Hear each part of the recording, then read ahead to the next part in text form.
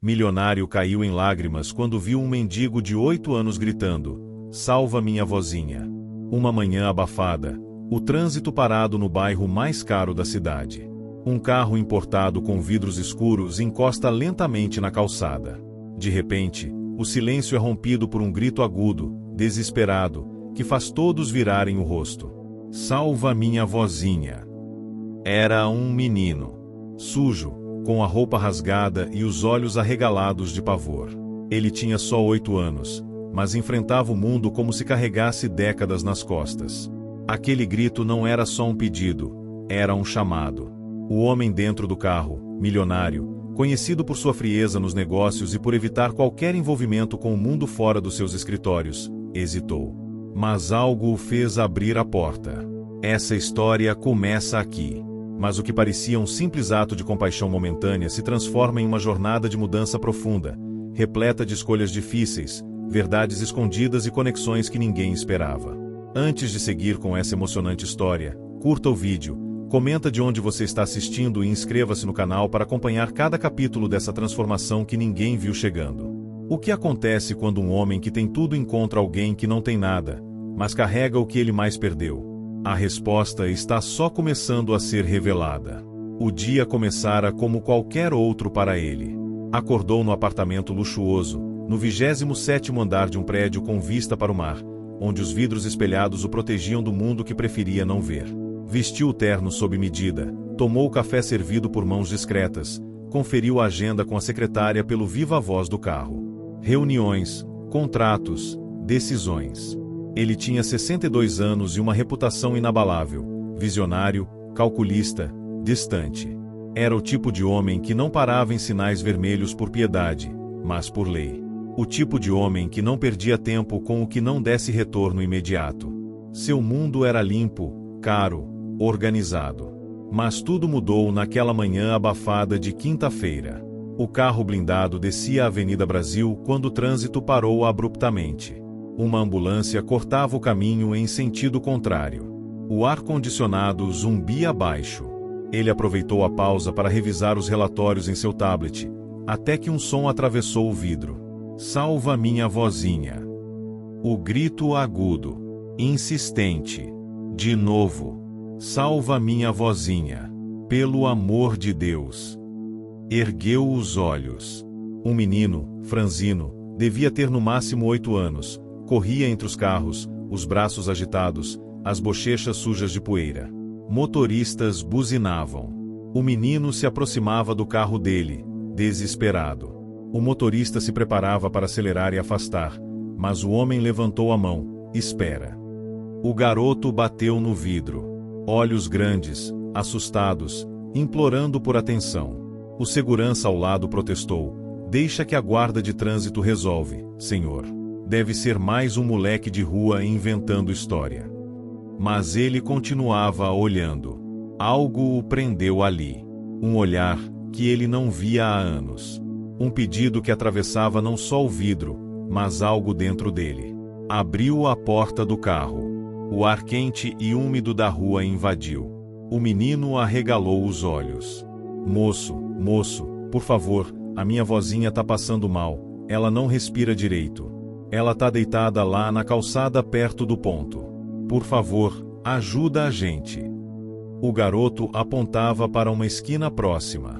Sem pensar, ele seguiu o menino. Caminhou pela calçada irregular, desviando de buracos, ouvindo sons abafados da cidade viva, buzinas, passos, vozes. Ali, encostada na parede de um bar fechado, estava uma senhora. Tinha a pele muito escura, fina, enrugada, os cabelos brancos amarrados em um lenço colorido. Respirava com dificuldade, sentada no chão, abraçada a um cobertor fino. Os olhos fechados. "Ela precisa de oxigênio, de hospital", disse o empresário, tentando manter o controle. "Chama o SAMU." "Já chamei, moço, mas eles disseram que não tem ambulância agora. A gente esperou muito tempo. Ela só tem eu." O segurança se aproximou. "Senhor, aqui não é seguro. Podemos levar essa senhora para o hospital particular." O homem hesitou. Olhou para a senhora e para o menino. Depois, olhou ao redor. pessoas assistiam, algumas com celulares filmando. Mas naquele momento, nada disso importava. Põe ela no carro. Leva a gente pro Centro Médico do Leste. O motorista engoliu seco. Aquele era o hospital mais caro da cidade, e de propriedade do próprio empresário. A senhora foi colocada com cuidado no banco traseiro. O menino segurava a mão dela o tempo todo.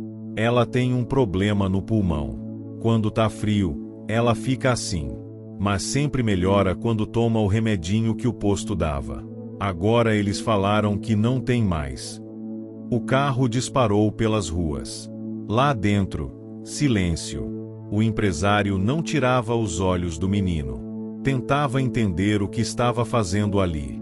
Era como se o chão sob seus pés tivesse rachado, e ele estivesse caindo num mundo esquecido. Chegando ao hospital, o porteiro tentou barrá-los. O menino não tinha documentos. A senhora também não. Mas bastou o olhar do dono para que as portas se abrissem. Levem ela para a emergência. Exames completos. E tragam um pediatra pro garoto. O menino se agarrou a ele. Moço, você é bom. Eu sabia que Deus ia mandar alguém. Aquilo o atingiu como um soco no estômago. Ninguém o chamava de bom há anos. Não com aquela fé. Não com aquela pureza. Horas depois, ele sentou sozinho no saguão. O menino dormia numa poltrona, exausto, coberto por uma manta.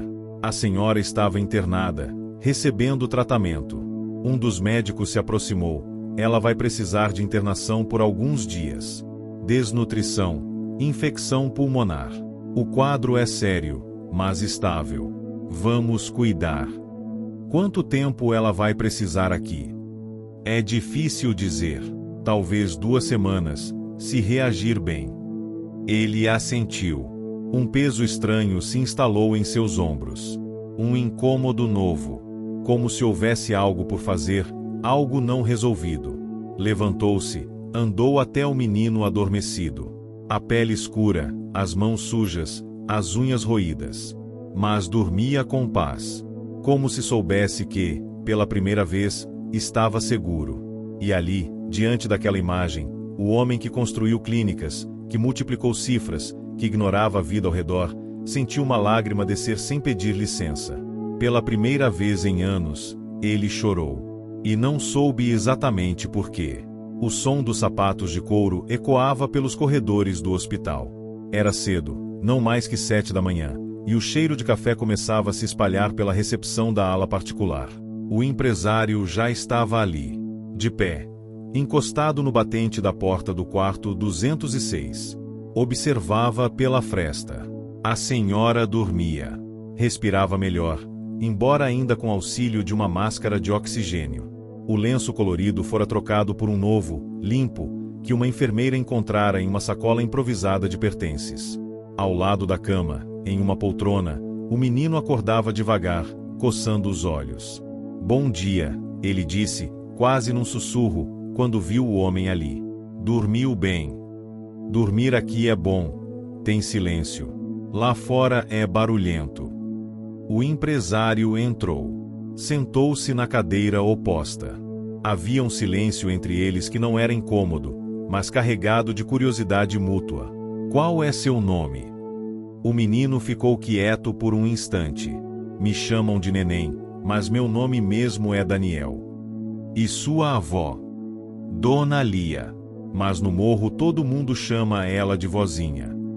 Daniel se ajeitou na cadeira, e então, sem que o homem pedisse, começou a falar. Era como se estivesse esperando por esse momento há muito tempo. A gente mora num barraco lá no Alto do Carmo. Ela vende doce na feira. Sabe cocada, pé de moleque, essas coisas. Só que ultimamente a gente vende pouco, porque ela não consegue mais levantar cedo. E o gás acabou. O empresário apenas ouvia, sem interromper. Nenhuma planilha preparava um homem para escutar algo assim. Quando ela não consegue vender, eu cato papelão. Levo pro seu Raimundo, que troca por moeda. Às vezes ganho pão dormido também. Mas ela não gosta que eu saia sozinho. Diz que sou pequeno demais. Daniel então estendeu um caderno velho, com a capa suja de dedo e chuva. Aqui eu anoto tudo. Quando eu crescer, vou ter uma casa com 2 quartos. Um só para ela. O homem abriu o caderno. Eram desenhos e frases soltas. Alguns mapas da casa dos sonhos, com setas apontando o quarto da vozinha, fogão com gás sempre, geladeira com leite, uma janela com flor. Foi aí que ele sentiu o aperto no peito novamente. Era como se aquele menino estivesse desenhando o que ele havia deixado de desejar há décadas. O essencial. Você vai estudar, Daniel? Vou sim, moço.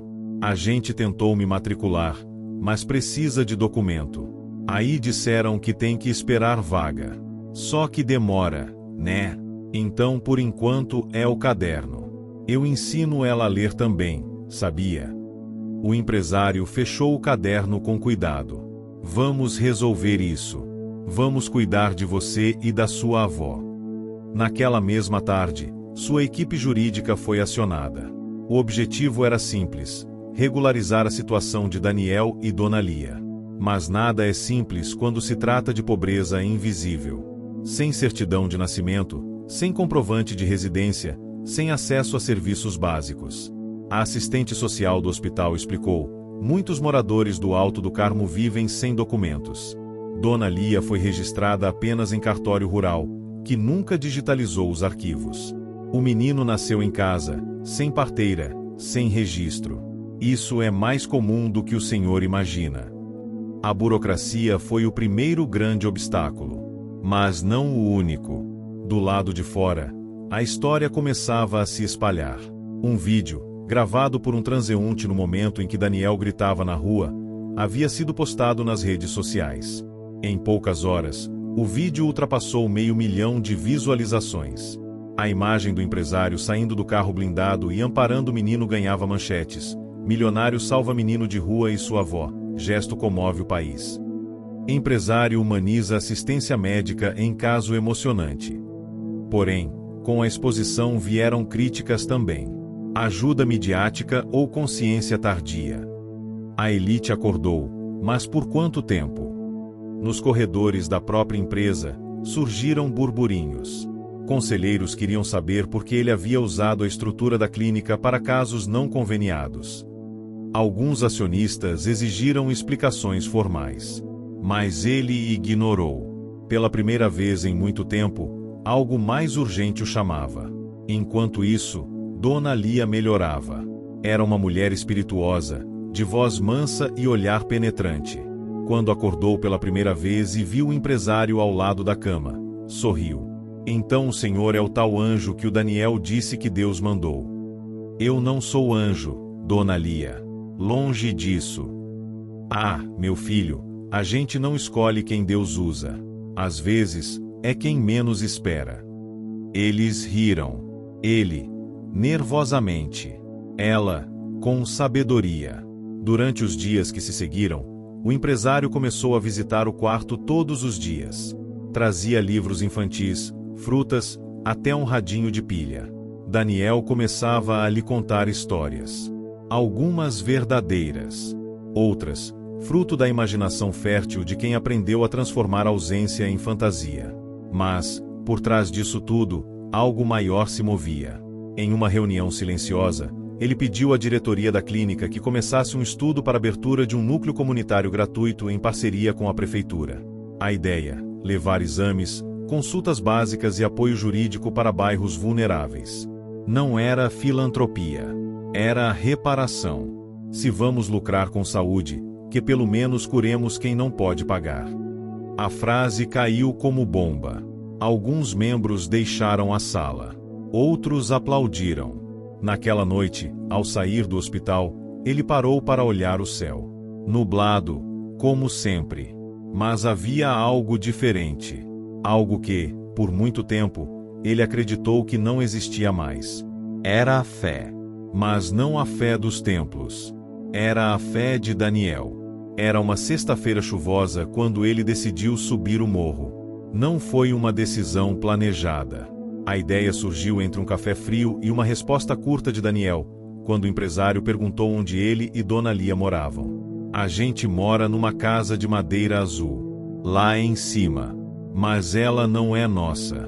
Um moço deixou a gente ficar um tempo. Quanto tempo é esse tempo? Desde que a gente saiu da última casa. A parede caiu por causa da chuva. Naquela tarde, ele entrou em seu carro, dispensou o motorista e seguiu em direção ao Alto do Carmo. Chovia fino, e o céu estava de um cinza pesado. À medida que avançava, as ruas iam estreitando. Primeiro, asfalto com buracos. Depois, paralelepípedos soltos. Por fim, terra batida. O carro não foi além. Teve que seguir a pé. Vestindo sapatos caros e um sobretudo escuro, ele subia as vielas de cabeça baixa. A chuva colava a calçada ao corpo, mas ninguém parecia se importar. Crianças brincavam descalças, mulheres estendiam roupas debaixo de toldos improvisados, rádios tocavam forró abafado por lonas. A cada passo, sentia-se mais deslocado e mais curioso. Uma mulher jovem, ao vê-lo com um guarda-chuva em meio ao barro, aproximou-se. "O senhor tá perdido." "Procuro a casa da Dona Lia. Disseram que é azul." "Ah, sim, vem cá, te mostro." Ela o guiou por becos apertados, escadarias tortas, degraus feitos de pedaços de cimento e madeira. No caminho, ele via cenas que nunca encarava. Uma senhora cozinhando com lenha dentro de casa, uma criança cuidando de 3 menores, um cachorro deitado sobre um colchão encharcado. Chegou, finalmente, à tal casa azul. Ou o que restava dela. Era uma estrutura frágil, com tábuas manchadas, telhas improvisadas e uma lona cobrindo parte do telhado. A porta de entrada era um pano grosso, pendurado por pregos. O chão de barro formava poças onde antes havia tábuas. Dentro, 2 caixotes serviam de mesa, e uma cama de casal dividia espaço com uma pilha de roupas em sacos plásticos. Havia um cheiro forte de umidade misturado com algo doce, provavelmente a calda de cocada que Dona Lia tentava fazer para vender. Ele não entrou. Apenas ficou parado à porta, observando. Pela primeira vez, entendeu com profundidade o que significava a palavra improvisar. Na volta, parou na casa da mulher que o guiara. Sentou-se num tamborete. Aceitou o café preto em copo de plástico. "A Dona Lia é muito querida aqui", ela disse. Mesmo doente, ela ainda distribui bala para as crianças. E o menino? "Ah, aquele menino é um anjo. Sempre ajuda todo mundo." O empresário, que nunca pedirá nada a estranhos, perguntou: "Se eu quisesse melhorar aquela casa, você acha que me deixariam?" Ela riu. "Melhorar a casa da Dona Lia? O povo vai ajudar, moço. Só diz o dia e traz os materiais." No dia seguinte, a equipe do empresário chegou com caminhão, ferramentas e madeira nova. E também, sem ter sido chamada, chegaram dezenas de moradores. Homens martelavam. Mulheres cozinhavam em panelas grandes para alimentar quem trabalhava. Crianças pintavam desenhos nas paredes novas. Era uma força coletiva movida não por dinheiro, mas por respeito e carinho. O empresário acompanhava tudo de perto. Trocou os sapatos por botas, vestiu uma camisa simples e pegou no pesado. Martelou, mediu, carregou tábuas. Não sabia fazer nada direito, mas estava ali. A casa ganhou parede dupla, telhado novo, um quarto para Daniel com uma cama de verdade e uma cozinha com botijão e fogão de 2 bocas. Quando Dona Lia voltou do hospital, emocionada e apoiada nos braços de uma enfermeira, a casa estava pronta. Azul clara, viva, com janelas abertas. Ela parou na entrada. A voz embargada. Os olhos marejados. "Isso é um palácio, só que é nosso." Daniel correu até ela, abraçando-a forte. O empresário apenas observava de longe, com um sorriso discreto. Algo novo nascia ali. Não só uma casa, mas algo dentro dele.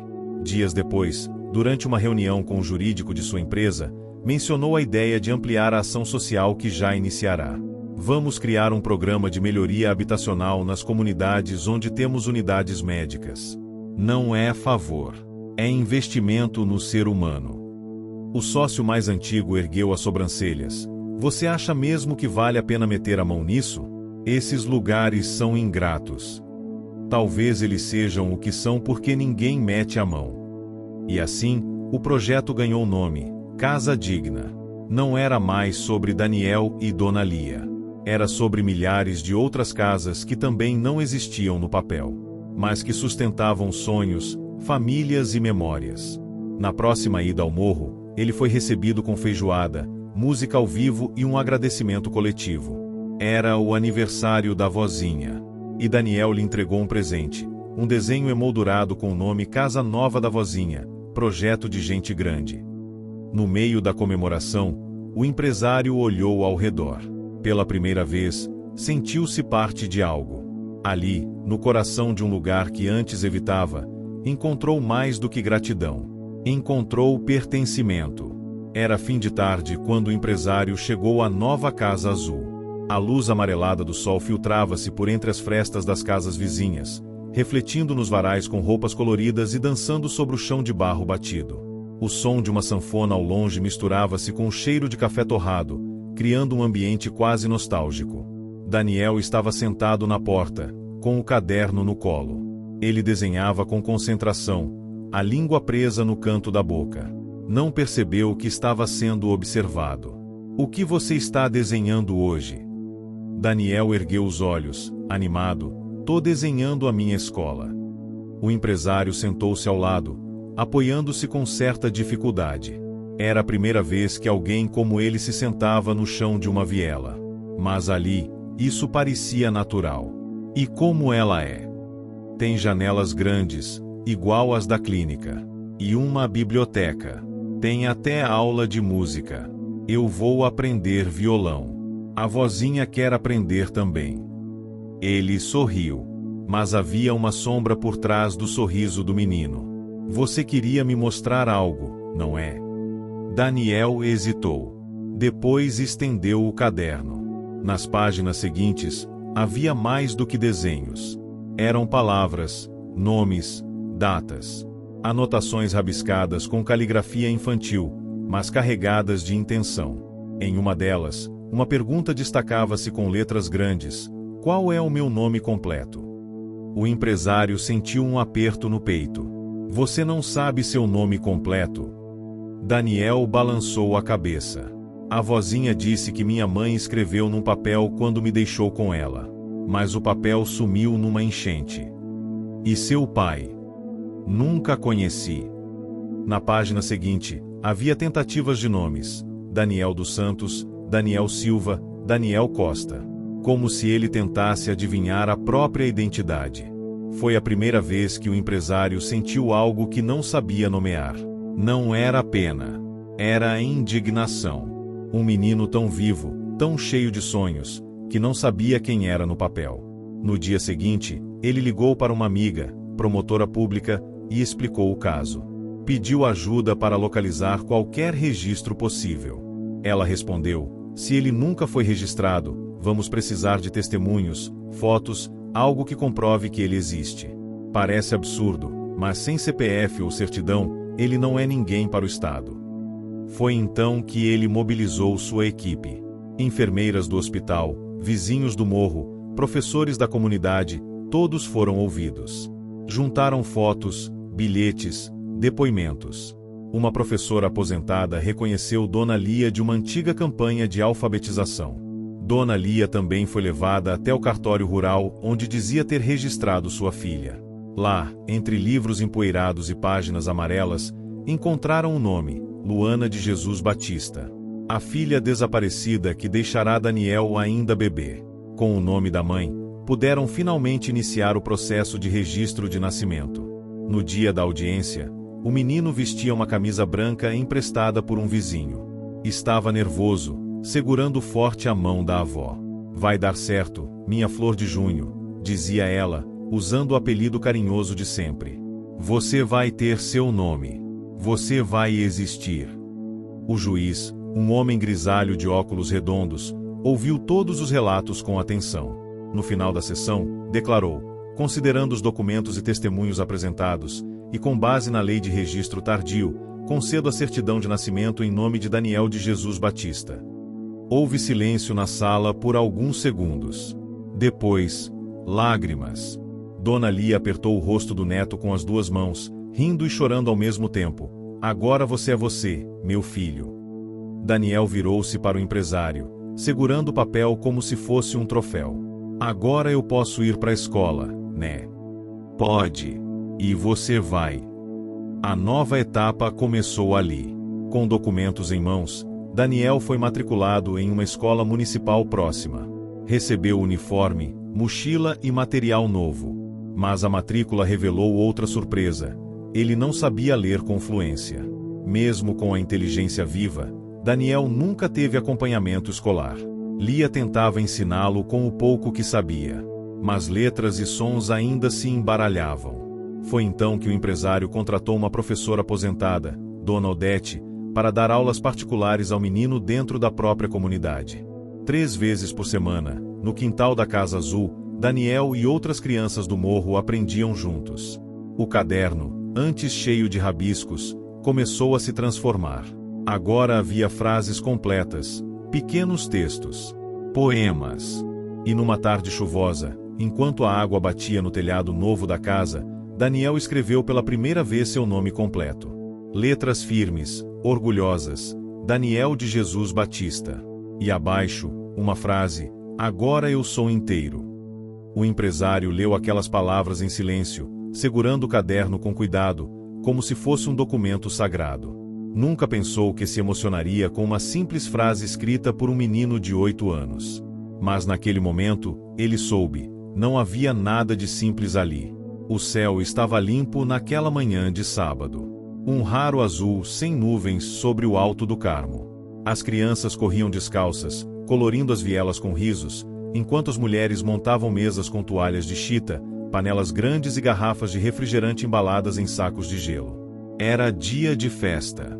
O empresário chegava devagar, como fazia sempre.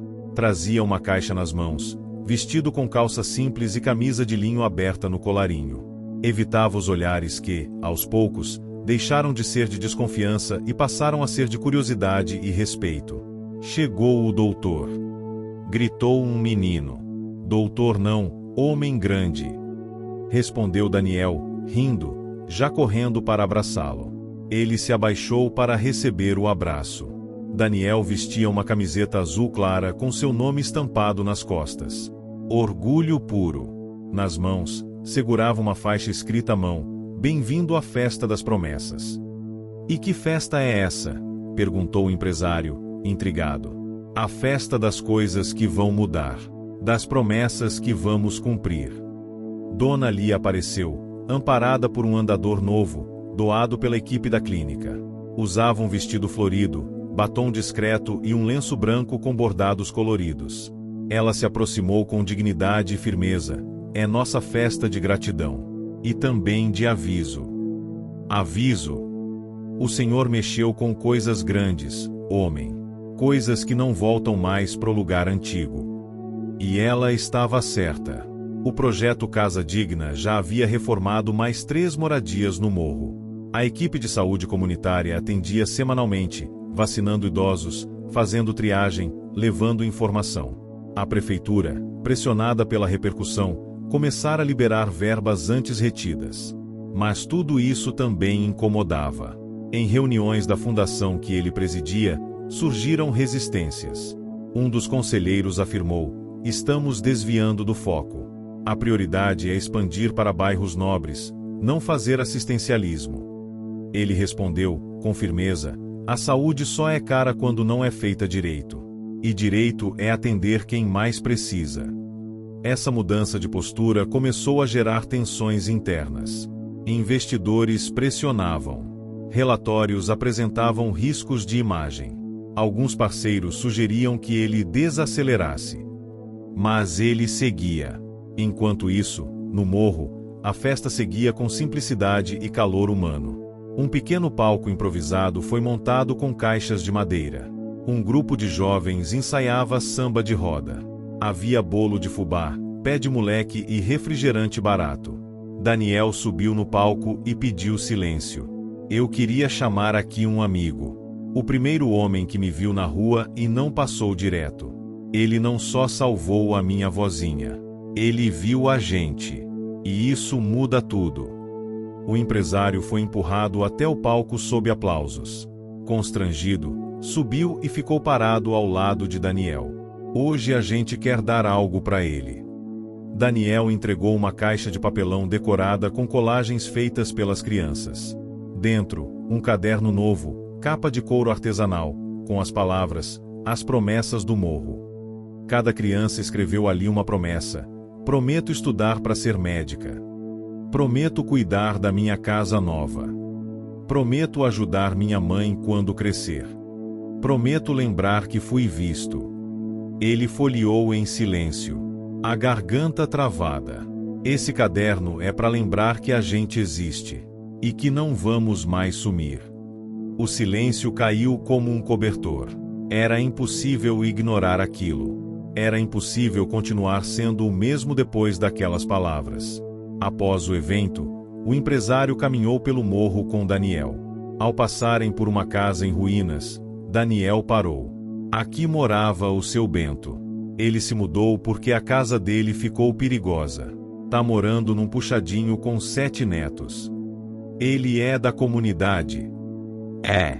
E bom de martelo. Foi ele quem pregou as telhas da nossa casa nova.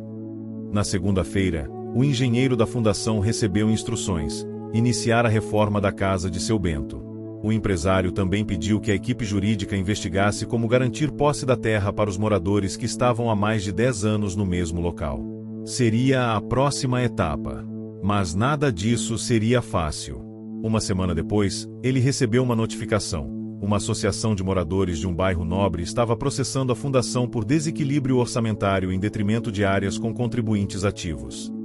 Em outras palavras, estavam reclamando que ele estava gastando demais com os pobres. A notícia o revoltou, mas também o fortaleceu. Se reclamam do que faço, é porque já começou a funcionar. De volta ao Alto do Carmo, Daniel mostrava seus avanços com entusiasmo. Já lia pequenos livros, fazia contas, e aprenderá a tocar 3 músicas no violão. Vou fazer uma apresentação na escola. A professora disse que posso compor uma música. E eu vou contar a nossa história. Nossa! A sua, a minha, e da vozinha. A história de quem foi visto e de quem decidiu enxergar. No fim da tarde, enquanto o sol caía por trás das montanhas, o empresário folheava novamente o caderno das promessas. Na última página, escrita com uma caligrafia caprichada, estava a mais recente anotação de Daniel: prometo nunca esquecer quem acreditou em mim. E ali, entre lágrimas silenciosas e um céu dourado, o empresário soube: aquela não era apenas a história de um menino. Era a sua também. Era um fim de tarde abafado quando o empresário trancou a porta do próprio escritório e ficou ali, sozinho. As janelas da cobertura davam vista para a cidade, torres brilhando ao longe, trânsito lento, sons abafados de sirenes. Tudo seguia como sempre. Mas ele, não. Em cima da mesa, o caderno das promessas. Levado com ele como um relicário. Nos últimos 3 meses, sua vida havia mudado. Não por um plano de expansão, nem por uma fusão de empresas. Mas por causa de um menino de 8 anos que gritou na rua e fez o mundo parar. O que antes era rotina, agora era conflito. Os conselheiros exigiam resultados. A imprensa alternava manchetes entre aplausos e críticas. Investidores cobravam equilíbrio. E, entre tudo isso, o empresário se via em espelhos que antes evitava. A mudança externa estava feita. A interna, ainda em batalha. Sozinho, lembrou de seu pai. Um homem austero, que dizia com frequência: seja prático. Não há espaço para emoção nos negócios. E talvez, por anos, ele tivesse seguido essa regra ao pé da letra. Me diz aí, quero saber, de onde você está assistindo? Comente aqui, deixe seu like e inscreva-se no canal. Ao final direi uma palavrinha: fica ligado. Agora sim, vamos para a história. A infância dele fora muito diferente da de Daniel. Crescerá em uma casa grande, estudará em bons colégios, jamais soubera o que era fome ou abandono. Mas também não soubera o que era afeto genuíno. Os abraços vinham com metas. Os elogios, com cobranças. Tudo era a condição. E agora, naquele menino que dormia em colchão no chão e sorria com dentes de leite, ele via algo que nunca teve: liberdade emocional. Começou a escrever. Não no computador, mas à mão. Hoje, pela primeira vez, me vi como homem. Não o que construí, mas o que permiti sentir. A frase o surpreendeu e, ao mesmo tempo, o aliviou. Nos dias seguintes, voltou à rotina. Visitava o Alto do Carmo ao menos 2 vezes por semana. Conversava com moradores, acompanhava obras, planejava novas intervenções sociais. Mas agora, levava outra coisa no olhar: vulnerabilidade. Foi numa dessas visitas que Dona Lia chamou-o para uma conversa mais íntima. Estavam sentados na varanda da Casa Azul. O sol baixo tingia tudo de dourado. Moço, me diga, o que foi que te tocou tanto naquele dia? Ele demorou a responder. Os olhos fitavam o chão de cimento recém-pintado. Foi o grito. Mas não só o som. Foi o que tinha dentro dele. Era como se alguém gritasse dentro de mim também. Ela assentiu, serena. Tem coisa que a gente enterra e acha que morreu. Mas basta um chamado e tudo acorda. Eu me vi naquele menino. Não pela pobreza, mas pela solidão. Dona Lia segurou sua mão com força e disse: então não se esconda mais. E ele não se escondeu. Na semana seguinte, foi a um programa de TV nacional. Sentou-se diante das câmeras e contou a história, sem filtro. Falou da fundação, das reformas no morro, da falta de documentos, do abandono das políticas públicas. Mas, principalmente, falou de Daniel. Um menino que só queria salvar a avó. E, sem querer, me salvou também. O vídeo viralizou. Milhares de mensagens chegaram. Doações espontâneas começaram a cair nas contas da fundação. Pessoas de outros estados perguntavam como replicar o projeto. Mas, como era esperado, também vieram os ataques. Um colunista famoso escreveu: filantropia performática ou marketing emocional. A verdade por trás do bom samaritano milionário. A matéria insinuava que o empresário usava Daniel como vitrine para limpar a imagem da fundação, ignorando os verdadeiros problemas estruturais do país. Daniel soube da matéria. Mostrou ao empresário numa manhã nublada. Tão dizendo que o senhor é mentiroso. Ele leu tudo em silêncio. Depois respirou fundo e respondeu: a verdade, Daniel, assusta quem se esconde da própria. Naquela tarde, ele convocou uma coletiva. Não para se defender, mas para apresentar resultados: casas reformadas, alunos matriculados, casos de reintegração familiar, doações convertidas em cursos técnicos, parcerias com universidades públicas. Apresentou também uma nova etapa do projeto: a criação de um centro cultural no Alto do Carmo. Um espaço com biblioteca, estúdio de música, salas de reforço escolar e oficinas de arte. Se quiserem me atacar, tudo bem. Mas ataquem depois de olhar nos olhos de quem foi ignorado por anos. As críticas não cessaram, mas diminuíram. A verdade resistia. Enquanto isso, Daniel preparava-se para sua apresentação na escola. A professora o ajudava a montar uma música. Ele escrevera parte da letra, com base nas histórias do caderno. Chamava-se Promessa à Vista. Dona Lia acompanhava tudo com olhos brilhantes. Mesmo ainda em recuperação, fazia questão de ensaiar as falas com ele, corrigir a entonação, ajustar o tempo das rimas. A noite da apresentação chegou. A escola comunitária estava lotada. Pais, avós, irmãos, vizinhos. O palco era simples, com cortina de TNT e luz improvisada. Mas, para Daniel, era como o teatro municipal. Subiu com o violão nas mãos. Olhou para o público. Viu a vozinha sorrindo. Viu o empresário, sentado na segunda fileira, com o caderno no colo. E começou: prometi não calar, mesmo quando ninguém quis escutar. Prometi não sumir, mesmo sem nome para existir. Agora eu canto para lembrar. A promessa é viver, é lutar, é ficar. Houve um silêncio reverente após o último acorde. E então, o aplauso veio. De pé. Longo. Comovido. O empresário levantou-se. Aplaudia com força, mas com lágrimas no rosto. Naquela noite, não havia mais dúvida. Aquele menino não era só um símbolo. Era uma força viva. E ele, o homem que um dia passou por ele sem saber quem era, agora sabia quem era ele mesmo. O inverno começava a se anunciar. Os dias no Alto do Carmo amanheciam com uma névoa fina que cobria os telhados improvisados, e o sol demorava a se impor.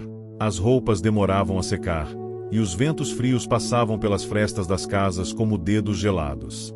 Mas, apesar do tempo difícil, algo novo aquecia os moradores, a sensação de que estavam sendo ouvidos. Na Casa Azul, agora com paredes isoladas contra o frio, Dona Lia havia retomado um hábito antigo: escrever cartas. Não tinha muita instrução, mas era apaixonada por palavras.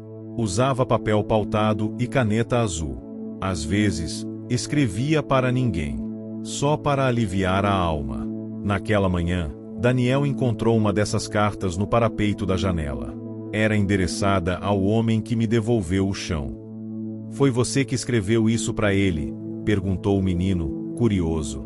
Dona Lia sorriu. Foi. Mas não tive coragem de entregar. Posso ler? Ela assentiu, e Daniel leu em voz alta. Quando eu achei que só me restava esperar o tempo acabar, você apareceu. Como quem não quer nada, mas fez tudo. Deu chão onde só tinha barro, deu cama onde só tinha saco de farinha. Mas o que mais me tocou foi que o Senhor me escutou. Não com os ouvidos, com os olhos, com o coração. E escutar uma velha que todo mundo passa direto é coisa rara. Daniel dobrou a carta com cuidado. Ele devia ler isso. Naquela tarde, o empresário apareceu, como fazia costumeiramente. Carregava consigo alguns livros infantis para doar à biblioteca que começava a se formar dentro do centro cultural, ainda em fase de acabamento, mas já frequentado pelas crianças. Daniel correu até ele. A vozinha escreveu uma carta. Ah, é. É para você. Entregou o papel dobrado. O empresário leu em silêncio.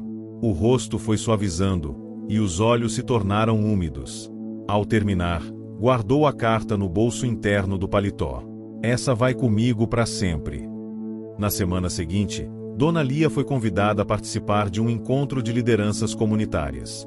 Era a primeira vez que seria ouvida fora do morro. O empresário arranjou um carro, uma roupa nova e um par de sapatos confortáveis.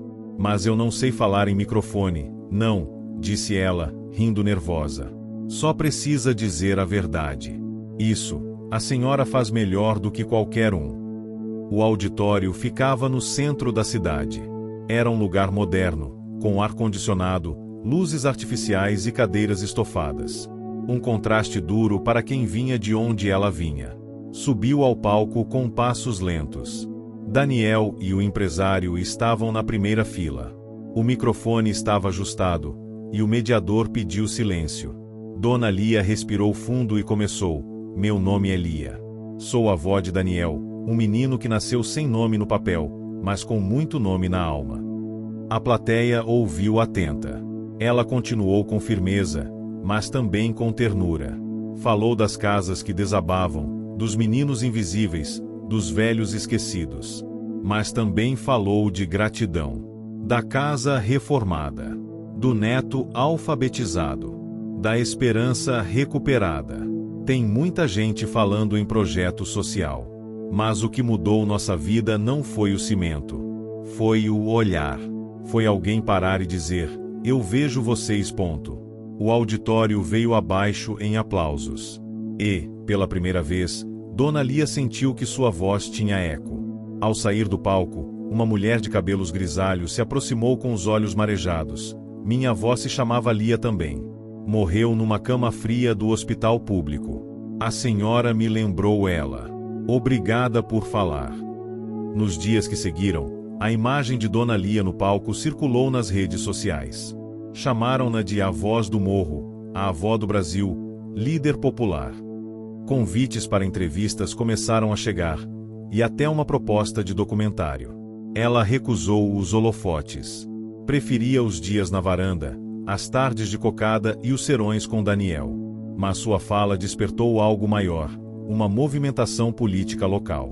Um vereador da região subiu à tribuna da Câmara e, com a carta de Lia em mãos, propôs a criação de um programa municipal de regularização de moradias com base no modelo do Casa Digna. Pela primeira vez, a fundação era citada como referência no setor público. O empresário acompanhou tudo com atenção, mas também com cautela. Sabia que política era terreno delicado. Enquanto isso, o centro cultural ficava pronto. Na inauguração, havia pintura de rosto, roda de capoeira, sarau de poesia e exposição dos cadernos das promessas. Um painel enorme trazia o desenho feito por Daniel, o morro com janelas abertas, pássaros voando e, no alto, a casa azul com coração no telhado. No meio da festa, Daniel pegou o microfone improvisado e chamou a atenção. A vozinha quer dizer umas palavras. Todos se calaram. Ela caminhou devagar até o centro do pátio. Eu não tenho muitas palavras difíceis, mas queria dizer que nunca é tarde para ser ouvido, nem para aprender, nem para mudar. E apontou para Daniel. Esse aqui me ensinou isso. Aplausos. Lágrimas. Música. O empresário observava em silêncio. No meio daquela alegria, sentiu algo diferente. Um calor suave no peito. Era pertencimento. Era gratidão. Mas, acima de tudo, era paz.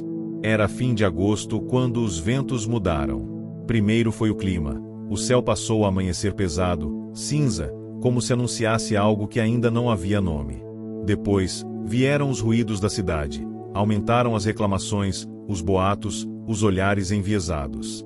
Na fundação, os sinais foram mais claros.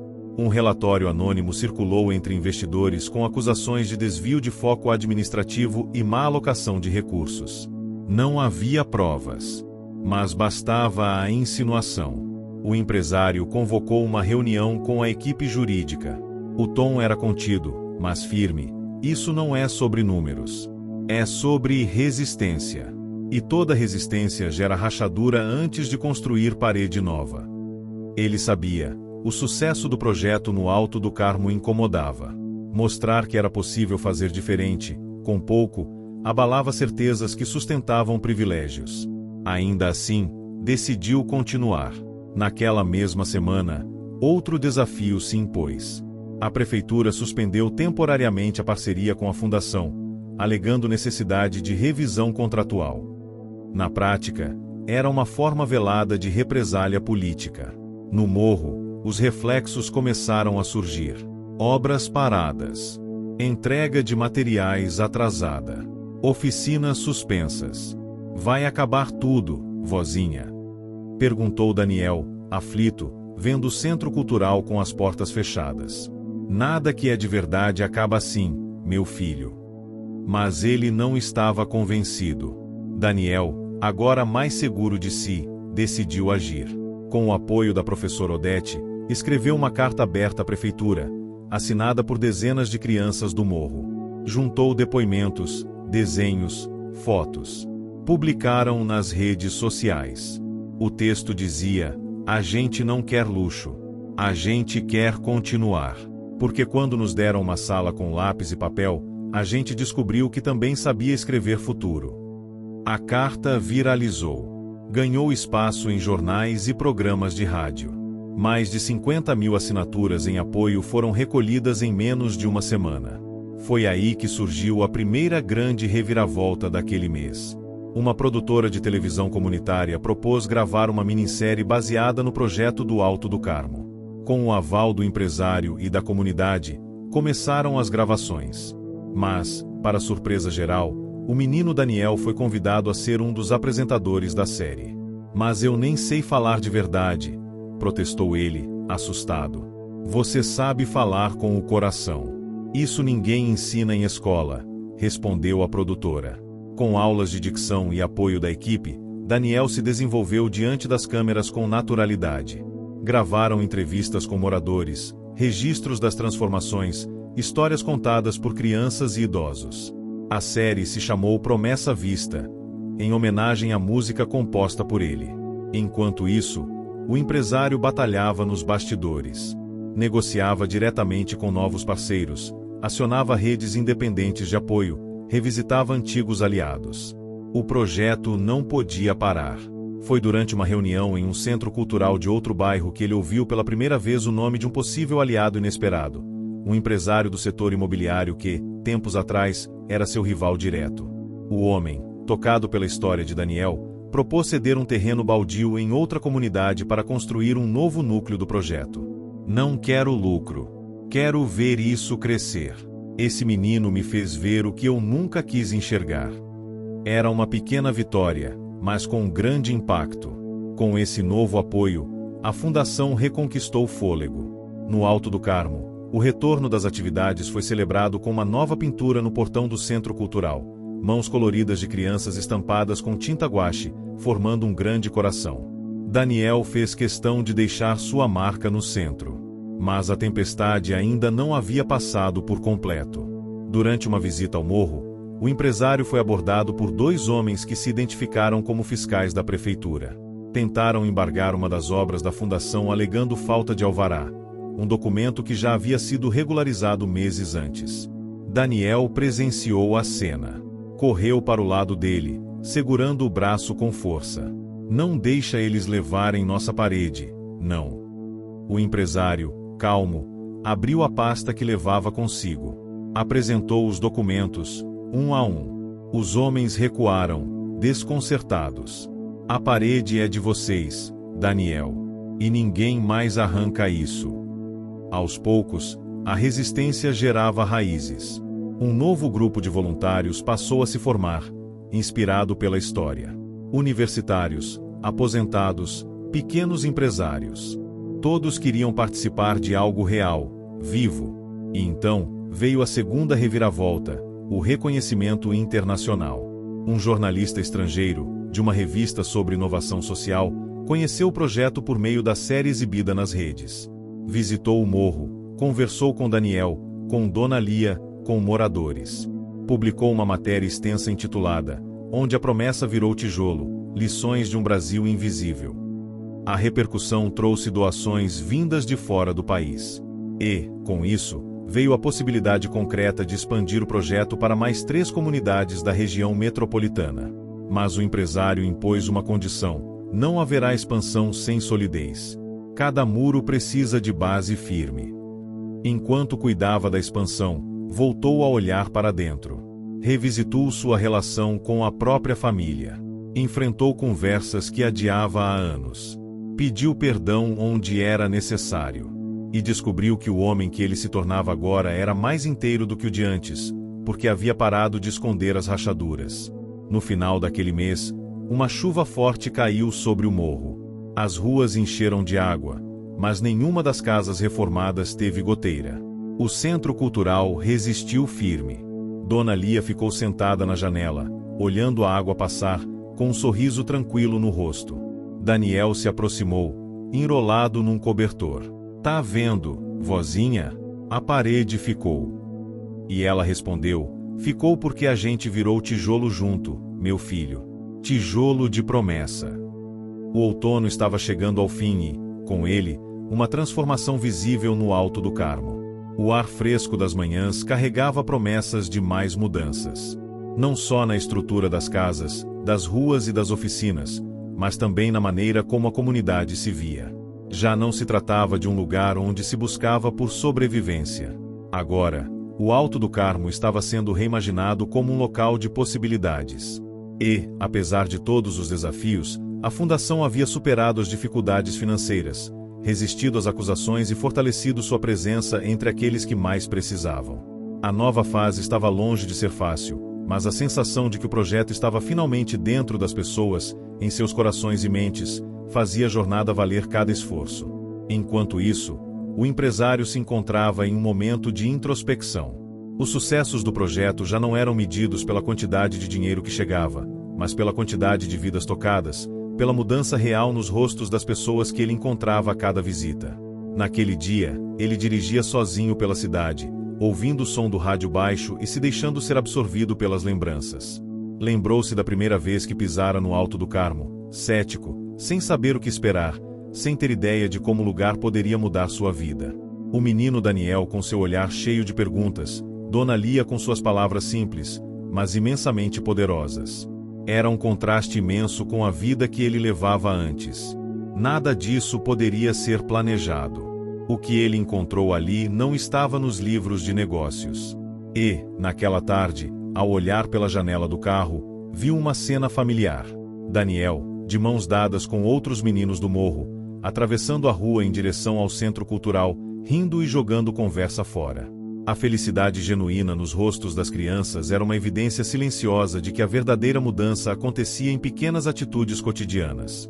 Na semana seguinte, o Centro Cultural seria oficialmente inaugurado como o coração da comunidade. O que antes era uma promessa, agora era um lugar onde o futuro se encontrava com o presente, de forma vibrante e cheia de vida. Não era só um espaço físico, mas um símbolo de resistência e transformação. Dona Lia estava mais tranquila agora. A dor que sentia no corpo, consequência dos anos de trabalho árduo, já não lhe tirava o brilho no olhar.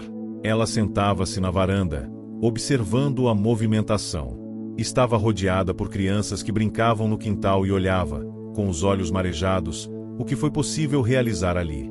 Mas a verdadeira vitória, ela sabia, ainda estava por vir. No fundo, ela sentia que a maior transformação ainda aconteceria dentro de si mesma. Naquela manhã, ela escreveu uma última carta.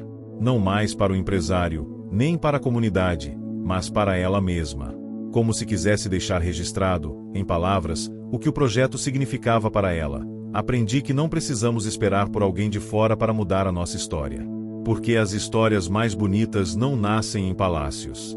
Elas nascem na terra.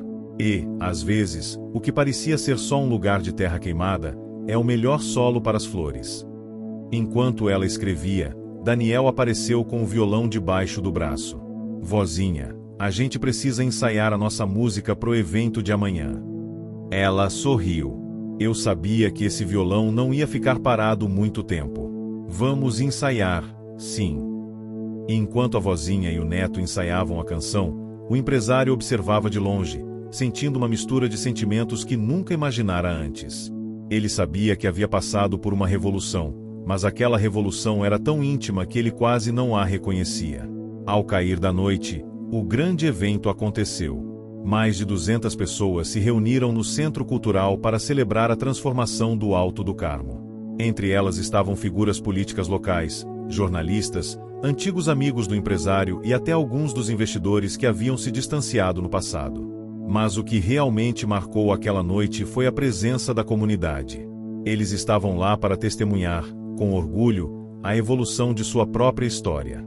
O evento começou com a apresentação de Daniel, que, com uma confiança surpreendente, subiu ao palco e falou: "Quando a gente chega a um lugar novo, a gente não encontra só paredes. A gente encontra corações. E o que fizemos aqui, todo mundo fez junto. Não foi só minha avó ou o empresário, foi cada um de nós." A sala se encheu de aplausos. Mas o ápice foi quando Dona Lia subiu ao palco. Ela segurava o violão de Daniel e, com a voz embargada, cantou uma versão revisada de Promessa Vista. A letra estava mais forte, mais madura. A música se tornará um hino, e naquele momento, todos sabiam que ela já não era mais apenas sobre o morro ou sobre a luta de uma comunidade. Ela era sobre todos que acreditavam que a mudança, por mais difícil que fosse, sempre começava com uma promessa.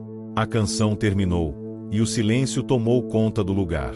Não era um silêncio de desespero, mas de reflexão, de reconhecimento. Então, o empresário subiu ao palco. Ele não precisou de palavras complexas.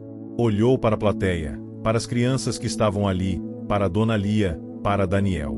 E disse: "Não há nada que eu tenha feito sozinho. Tudo o que conquistamos aqui, todos vocês fizeram acontecer."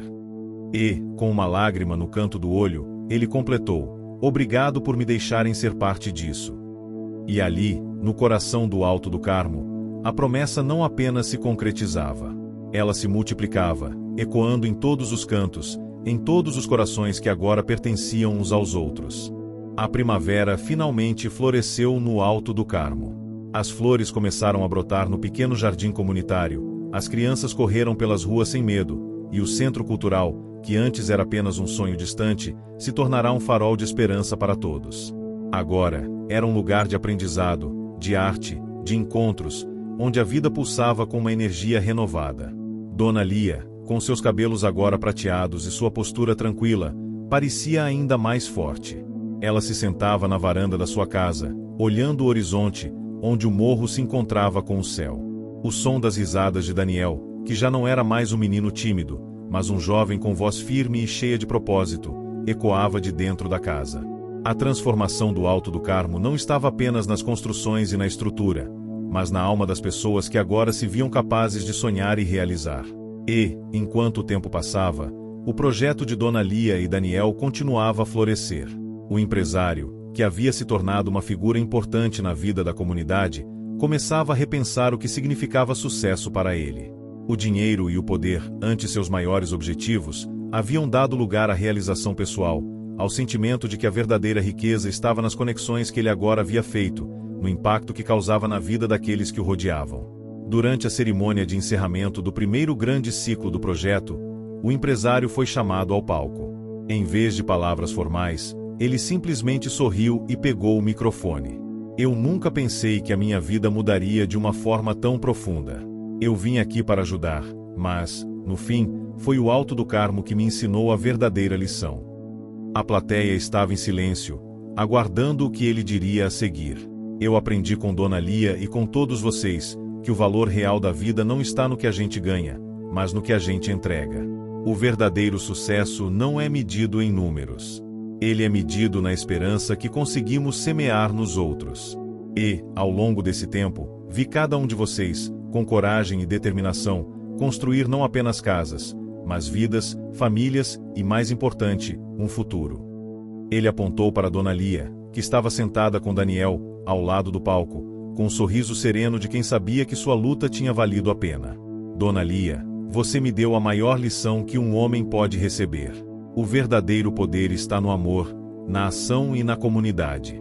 E é isso que eu espero que, a partir de agora, todos nós possamos levar conosco. Aplausos começaram a surgir, tímidos no início, mas logo se transformando em uma onda de reconhecimento. As lágrimas começaram a cair nos olhos de Dona Lia. Ela não era mais a mulher que olhava para o futuro com dúvidas e incertezas. Ela agora olhava para um futuro concreto, onde os sonhos que ela, Daniel e todos os outros moradores haviam plantado, começavam a florescer. O evento seguiu com uma grande festa.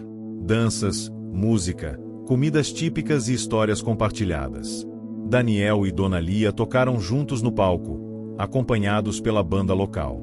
A música encheu o ar, e todos, sem exceção, estavam ali para celebrar não apenas a conclusão de um ciclo, mas a continuidade de uma jornada coletiva. Mas a maior celebração, sem dúvida, foi o novo olhar sobre o futuro. O Alto do Carmo, que um dia foi visto como um lugar de miséria e esquecimento, agora se erguia como um símbolo de resistência, coragem e transformação. No final da noite, enquanto as estrelas brilhavam no céu, Dona Lia e Daniel estavam no jardim da casa, de mãos dadas. Ela olhou para o neto, com um sorriso de orgulho. Você fez isso acontecer, meu menino. E fez com tanto amor. Eu sou muito grata por ter vivido para ver tudo isso. Daniel a abraçou com força. Eu aprendi tudo com a senhora, vozinha. Não foi fácil, mas a gente conseguiu. Ele olhou para o horizonte, onde as casas do Alto do Carmo, com suas novas cores e portas abertas, eram visíveis. O morro agora estava mais bonito, mais forte e mais cheio de possibilidades. A gente conseguiu, vozinha. A gente realmente conseguiu. E assim, com a paz de quem sabe que cumpriu sua missão, Dona Lia fechou os olhos e respirou fundo. O futuro estava ali, à sua frente, e ela não poderia estar mais orgulhosa do que o mundo que ela ajudara a construir. O legado da promessa, nascida da dor, mas transformada em amor e coragem, agora pertencia a todos. Não era mais um projeto isolado. Era uma revolução silenciosa, mas profunda, que reverberaria por muitas gerações. E o empresário, de longe, observava, com os olhos marejados, o que ele havia ajudado a criar. Ele sabia que, ao final, o maior presente que ele poderia receber não estava em um cheque ou uma assinatura de contrato. Estava no sorriso de cada criança, na alegria de cada rosto envelhecido, na certeza de que o impossível se tornará realidade. Fim. Se você chegou até o final, comente emoção, curta e compartilhe, sua ajuda é super importante. Não se esqueça de se inscrever para acompanhar nossos próximos vídeos.